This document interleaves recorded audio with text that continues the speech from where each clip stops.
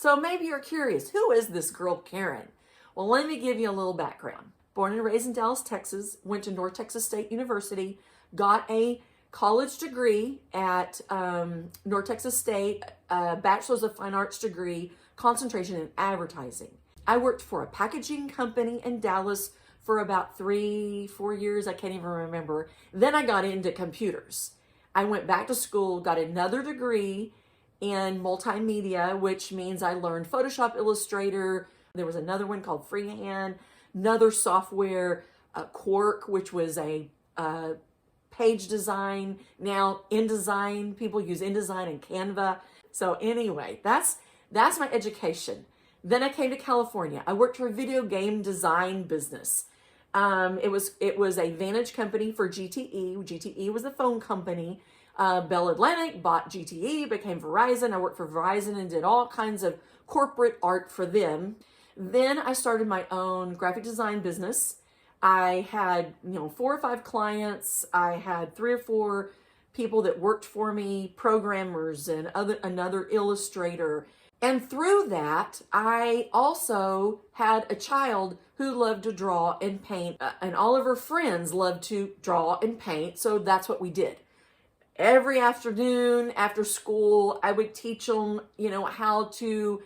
how to create castles and mermaids. And I'm trying to think of all the stuff we drew. They were girls, so they drew a lot of girly things. And I'm a girl, so I do a lot of girly art.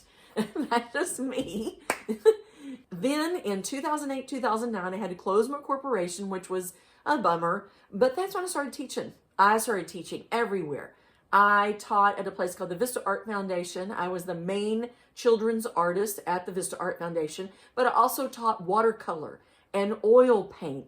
And I didn't do acrylic until many years later, but that's where all these other paintings come from. I've done paint parties in acrylic paint. I have taught children how to do acrylic paint. Anyway, so I just wanted you to know my huge background in art. I have taught at Montessori schools. I taught at a Catholic school over in Oceanside for, 5-6 years. I can't even remember how long I was there.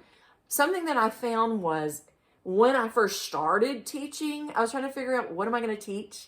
How am I going to teach it? I need help. I don't really know what to do next. I started looking on the internet to try to find that information.